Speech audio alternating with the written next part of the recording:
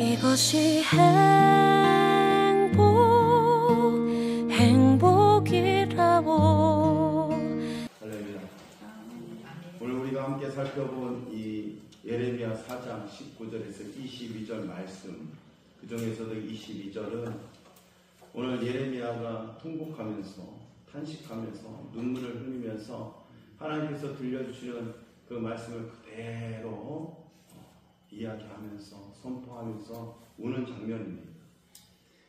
그 자신이 자기 민족이 또 남유다가 하나님 심판 앞에 현실 가운데 서 있는 모습을 보면서 애통하는 거지요. 내가 저 나팔 소리를, 저 깃발을 보며 도대체 어느 때까지 이 고통을 들어야 합니까? 예레미야 마음은 찢어지게 아픈 거죠. 왜냐하면 이 나라가 북이스라엘이 벌써 멸망했고 나머지는 이제 남유다만 남았는데 이 남유다가 또 망해버리면 얼마나 고통스러울까라는 것을 이야기하는 거지요. 이 유다가 이 멸망한 것을 하나님께서 일러 주시기 때문에 그렇잖아요. 하나님은 절대적이시기 때문에 그래서 이 말할 수 없는 고통을 이야기하고 있는 거죠. 마치 이 사랑하는 자녀가 잘못된 길로 가는 것을 알면서도 그 길을 파멸의 길인 것을 알면서 어찌할 줄 모르는 이 부모의 심정을 이야기하고 있는 것입니다. 더욱이 오늘 핵심 말씀 아까 이야기한 것처럼 내 백성은 나를 알지 못하는 어리석은 자요 지각이 없는 그런 미련한 자식이다라고까지 이야기합니다. 이것이 바로 유다에 대한 하나님의 총평인 것이죠. 그런데 이 유다는 단순한 민족이 아니었다라는 거 우리가 너무나 잘 알고 있습니다. 그들은 아브라함의 자손이었고 하나님의 율법을 가진 백성이었고 성전에서 제사가 있었고 또 제사장과 예언자가 있었다라는 거지요. 그래서 우리는 하나님의 백성이다. 우리는 멸망하지 않아. 이러한 자부심이 있는 사람들이에요. 그런데 하나님은 이야기합니다. 그들은 나를 알지 못한다. 이게 말이나 됩니까? 이스라엘 백성이 출애굽하면서 또 홍해를 거쳐서 광야에 40년 동안 그리고 가나안을 정복하고 그 나라에서 수십 년 동안 살면서 하나님을 섬겨왔는데 그들은 나를 알지 못한다라고 이야기하는 거예요. 왜 그렇습니까? 그들은 하나님에 대한 지식만 있었고 관계가 없었다라는 것을 이야기하는 겁니다. 하나님의 지식만 무성한 거예요. 율법이 무성한 것처럼. 그래서 그 율법에 또 자기들의 유전을 만들고 그렇게 한 무성이 세워나간 거지요. 하나님과의 친밀한 관계는 없었다라는 거죠. 입술로 하나님을 고백했지만 삶에서는 그분을 전혀 드러내지 못했다라는 것을 일러주는 겁니다. 그들의 신앙은 머리로만 아는 신앙이었다라는 거예요. 마치 성경 구절을 줄줄이 외우지만 그 말씀대로 전혀 살지 않았다라는 겁니다. 이것이 굉장히 무서운 겁니다. 하나님의 말씀을 1독을 하고 2독을 하고 10독을 하고 100독을 하지만 그 삶 가운데 변화가 없으면 그 삶 가운데 하나님의 사랑이 나타나지 않는다면 그 삶 가운데 하나님께서 요하시는 뜻이 이루어지지 않는다면 그거는 무서운 거죠. 그래서 한간에 만나는 사람들마다 예수 믿습니다. 나 예수 믿었는데 그거 별거 아니라고 자기들 상처받은 거 이렇게 얘기하면서 이야기를 꺼냅니다. 근데 그분이 과연 하나님을 만났을까 이런 의문점이 드는 거죠. 여러분 하나님을 만나면 그 신앙 가운데에 삶의 변화가 있습니다. 아멘? 아멘. 태도가 바뀌거든요. 생각이 바뀌어요. 예. 왜냐하면 오늘도 이야기하지만 악은 지각이 있어요. 근데 선을 행하는 것이 없다라고 이야기하지 않습니까? 그런데 예수 믿는 사람은 하나님 말씀을 알기 때문에 선을 행한다라는 겁니다. 오히려 가난한 자를 찾게 되고 아픈 자를 찾게 되고 그 사람들을 도와주고 그 사람들과 협력해서 좋은 것을 만들어 나아가기 때문이죠. 그런데 단순히 하나님 말씀을 알고 하나님을 지식만 안다는 사람들은 그렇게 수박 겉핥기식으로 호박에 줄 긋는다고 수박 됩니까? 본인들은 그렇게 얘기하는 거죠. 호박인데 수박처럼 살아가는 거예요. 의미가 없습니다. 성경을 많이 알면 많이 할수록 지식만 있는 거죠. 그래서 무서운 겁니다. 우리가 하나님을 안다면 그분을 경외하고 존중하게 되지요. 그분의 말씀에 순종하게 됩니다. 그리고 그분의 뜻에 되도록이면 맞춰가려고 노력하는 그러한 삶이 되어지더라라는 거지요. 그래서 성경은 말합니다. 여호와를 경외하는 것이 지식의 근본이다. 할렐루야. 아멘. 즉 하나님을 진짜 아는 사람은 그분을 존중하고 사랑하며 그 말씀에 순종하는, 그래서 열매가 있는 삶이라고 이야기합니다. 우리 안에 성령님이 계시지요. 예수 믿으면 성령님이 우리 안에 계신다라고 이야기합니다. 그런데 그 성령께서 우리에게 무엇을요? 열매를 맺게 하신다라는 거예요. 저는 이것을 계속 강조합니다. 왜냐하면 여러분 천국 가서 여러분 하나님을 만나면 여러분 무엇을 보여주실 겁니까? 무엇을 보여주실래요? 분명히 성령으로 열매 맺는다고 이야기했기 때문에 성령의 열매는 사랑과 희락과 화평과 오래 참음과 자비와 양성과 충성과 온유와 절제의 열매가 있는다고 하는데 이 열매가 없다면 참 난감하지 않겠습니까? 무엇으로 상급받습니까?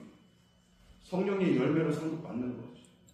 그래서 우리가 하나님 앞에 그 말씀에 순종함으로 인해서 우리가 성령을 통해서 열매 맺는 삶. 그런데 유다의 민족은 그렇지 않았다라는 거예요.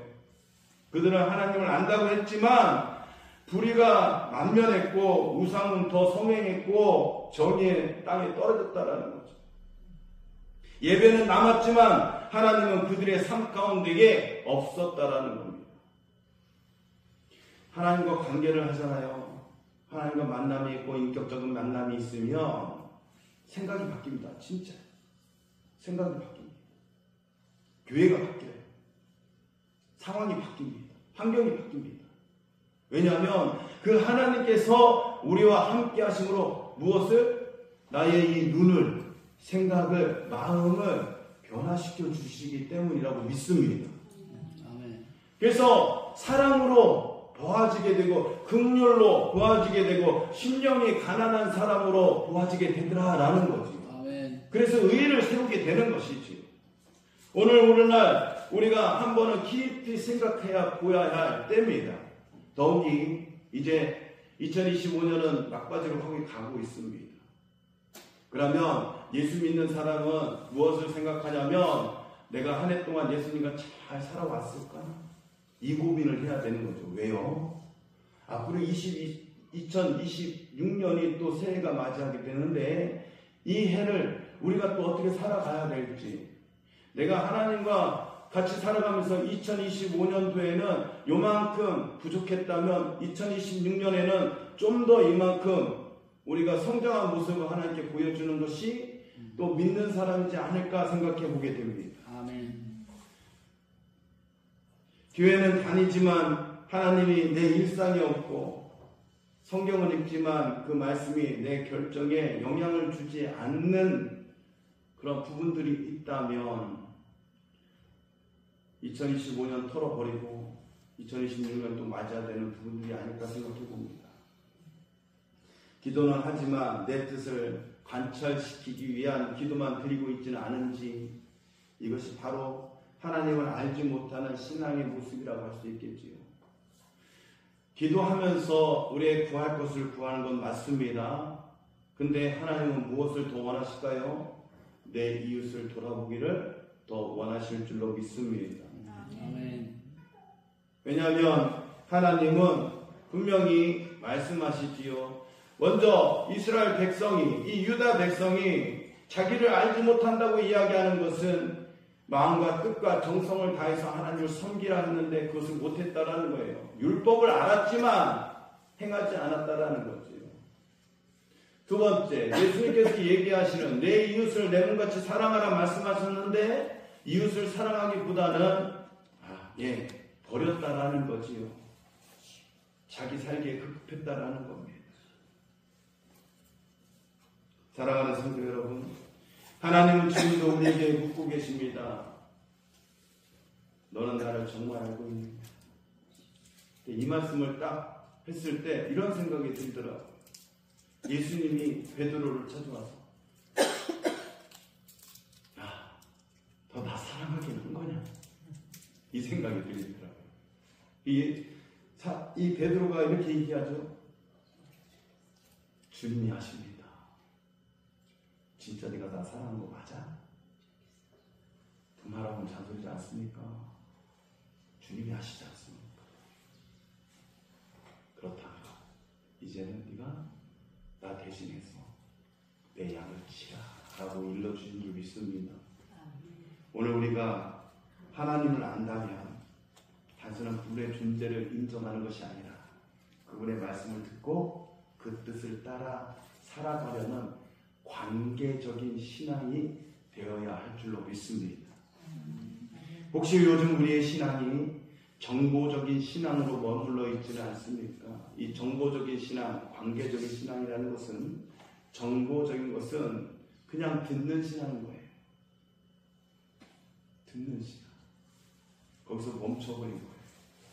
관계적이란 신앙은 듣고 그분과 무엇을 이루려고 하는 거지. 무엇을 만들려고 하는 겁니다. 그렇게 유다 백성처럼 많은 것을 들었지만 순종하지 않아서 하나님을 믿는다 하면서도 세상의 가치에 더 민감하지 않았나.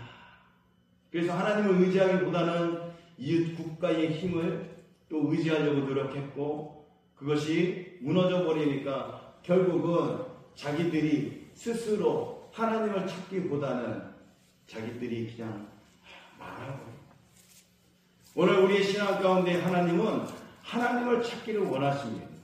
아멘. 살아계신 하나님, 역사하신 하나님, 지금도 우리와 함께 하려고 하시는 그 하나님은 찾기를 원하세요. 그렇게 부르짖을 때에 우리 김천시민교회는 달라질 줄로 믿습니다. 아멘. 그렇게 되어질 때에 우리는 악을 행하기보다는 하나님께서 원하시는 선을 행하는 김천시민교회가 될 줄로 믿습니다. 아멘. 그분을 알 때 우리의 마음은 어둠이 아닌 빛을 향해 나아가는 복된 저와 여러분 될 줄 믿습니다. 아멘. 말씀을 정리하면 사랑하는 성도 여러분, 유다가 멸망한 이유는 단순한 군사력이 약해서가 아닌 거예요. 그들의 마음이 하나님을 잃었기 때문입니다. 관계하지 않았기 때문인 거예요. 관계라는 것은 말씀을 묵상하는 것도 말씀을 순종하는 것도 맞겠지만 더욱 중요한 것은 하나님과 대화하는 것이 더 중요한 것입니다. 그래서 기도가 살아나야 되고 기도로 인해서 하나님께 나아가야 되는 그러한 신앙인 줄로 믿습니다. 오늘 우리의 신앙도 예배의 형식보다 더 중요한 것은 하나님을 진짜로 알아가는 것. 말씀 속에서 기도 속에서 하나님을 인격적으로 만나는 것, 이것이 굉장히 중요할 줄로 믿습니다. 오늘 이 시간 우리의 신앙을 점검하시면 좋겠습니다. 하나님을 단지 아는 것이 아니라 그분을 더욱 경외하고 경배하고 사랑하고 순종하는 그 사람으로 그 하나님의 자녀로 서가기를 바랍니다. 그럴 때 하나님께서 우리를 새롭게 하실 것이며 회복의 길로 들어서게 할 줄로 믿습니다. 아멘. 우리의 가정이, 교회가, 그리고 이 나라가 다시 하나님을 아는 지식, 그 머리로 아는 신앙이 아니라 그것을 버려버리고 마음으로, 삶으로 주님을 아는, 주님을 경외하고 존중하는 주님의 뜻을 따라서 사는 복된 인생 저와 여러분 되시기를 예수 그리스도의 이름으로 축원해 드립니다. 아멘. 기도드리겠습니다.